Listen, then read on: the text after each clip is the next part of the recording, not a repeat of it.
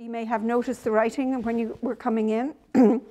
I was inspired by 1940s writing of Irish children who went back to their homes and asked their grandparents for stories, and they did these very earnest little essays about pishogues and fairies and stuff. And I thought the simplicity and the earnestness and the kind of innocence of the writing was something that was sort of exquisite. And I felt that somehow I should introduce the slowness of some written script. So this is the writing of James Gold, by the way, downstairs, who did the work with Morgan Smith and in collaboration with myself. Now I want to thank particularly my brother Billy. He's just over there. There, let's see him. Go on, Billy, say hello. Because Billy came with me and brought his kind of multi-talented bunch of skills with him. Obviously, I have to give immense thanks to my gallerist here, Domo Bal, and I want to thank her husband Theo as well for coming to support me. I also feel I need to and ought to and will thank my darling husband who's hiding somewhere for obviously long-term support. Yeah. And of course, not to forget Culture Ireland, who made all this possible, because, you know, the task of getting sculpture is a huge task. And I was very attracted to just the action itself of bringing all my work over. And I was thrilled to take on the challenge of the theatre as a space. And I think my first thoughts were that the theatre, to me, seemed associatively busy space, and that no matter, even if it was a solo performance, there was always voice, you know? And I wanted to introduce a kind of an atmosphere that was contrary to that and somehow slow that down to become much more of a visual art space.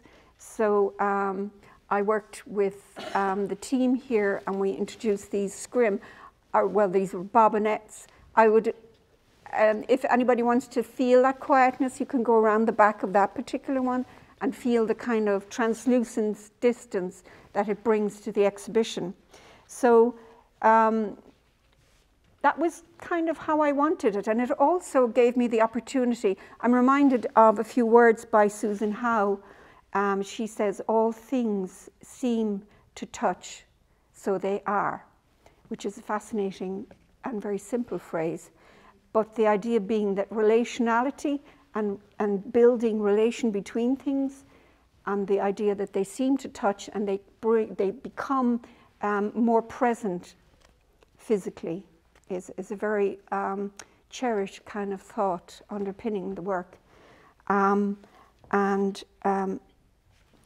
was also kind of reminded of some words that Samuel Beckett wrote about Jack B. Yeats, the painter, where he talked about the darkest part of the spirit, and that from that dark part came illuminations. So actually, that kind of simple idea of taking on the blackness of the space, you know, and me making that the bedrock from which the work would stand out, was something that gave me courage to step into the space of darkness.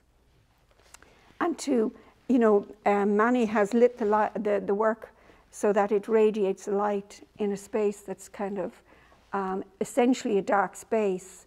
So conceptually, that kind of helped me put my foot on the floor here. The other thing I thought I'd talk about was this idea of physical presence in the work, because I like to try to make the work not so much about things, but actual things in themselves, so that they're not, so that for example, in this piece here, Without Stilling, became a metaphor for me of actual physicality.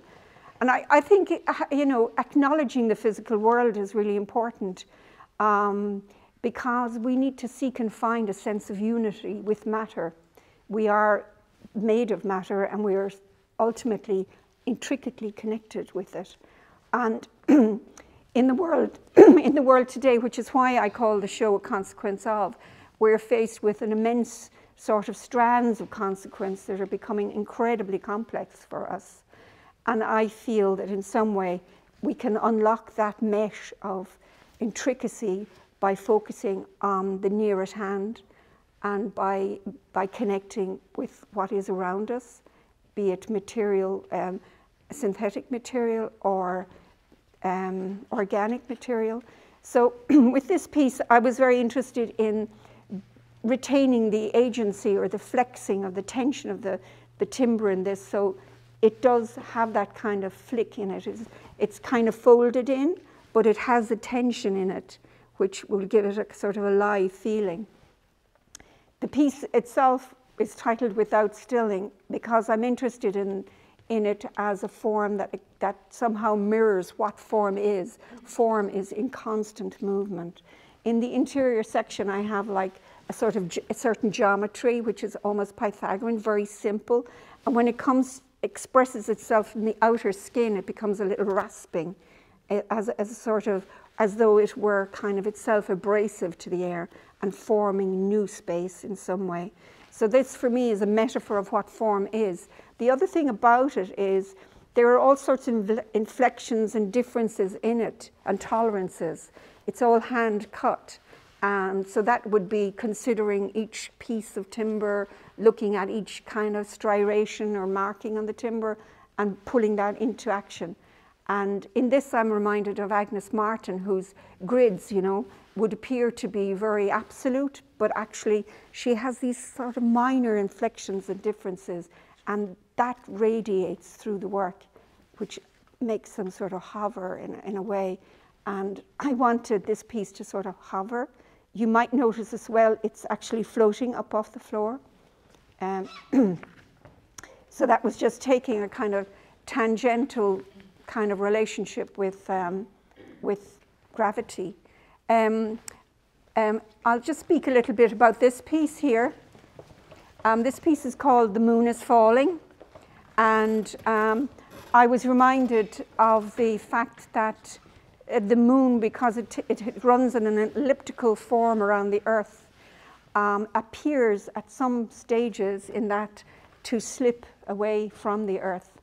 And there is this feeling among, well, I feel it anyway, you know, things are kind of moving apart, slipping apart, and we need to kind of find coherences and find a consciousness that pulls things back together. And so this was the title of this piece, and in this piece I'm kind of imagining a very synthetic environment. It's like the lower layer there to me is like an architectural environment. It's spent. It's made of plastic, which is an obnoxious material. But like, the thing is, we so accept it because it's colored and it's entertaining to the eye, and we keep using it.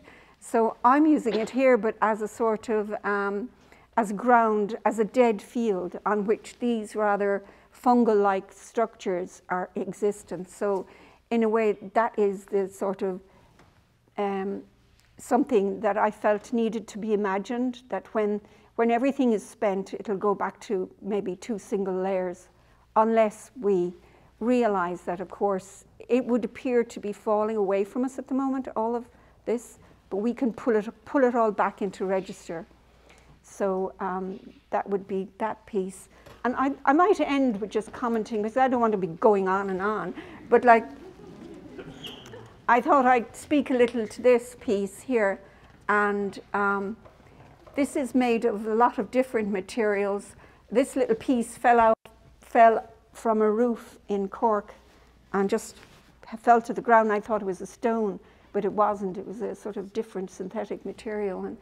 And this piece here, it was a piece of grass I found on the ground, and I dipped it in wax and cast it in waterford crystal, this little thing. And here, there was a Vita Cortex, a factory in Cork, which is now, it no longer exists, but this was an excruciatingly kind of melted piece of sponge that came off the side when they were cutting the sponge, you know, and I love the tension in it, you know. So this reminds me, which underpins the work as well, is this notion that the world is a very variant place. And in terms of finding aesthetic systems that fit that, I'm inclined to agree with Nancy Carter that some things, you know, we have lots of practice ideas and we have points of precision, but they coexist, you know. I mean, some people think everything has to be quantifiable, where what I'm emphasizing in my work is a qualitative quantity, because all of the most enduring and at-risk values are qualitative. Jared Manley Hopkins and his, you know, he's got this beautiful set of words which were like little objects to me in the middle of his poem Pied Beauty: counter, original, spare and strange, which has that kind of eclectic mix as well. You know, I think Nancy Carter, I called her book The Dappled World, with a reverence to Jared Manley Hopkins. I think, and I hope, find a range of variety and following that kind of freedom of being able to reference things that are very gentle, like the little piece behind here, this piece behind, which is called A Breather of Air, and then some other more intricate, you know, pieces take and some. Then this one is kind of accidentally on purpose type of piece, you know, that sometimes you find yourself doing something and it's actually some sort of swing in your mind that allows you to choose something and it becomes relevant to you. So that's my phrase for that. Anyway, I'd like to thank you all very much for coming. I'm really thrilled to be here. And I want to thank you again, Rachel, and to Miranda for the invitation. It's been I loved it. I mean, it was just a great time. We had a great time installing. Ben as well here who helped. Thank you, Ben. So thank you very much.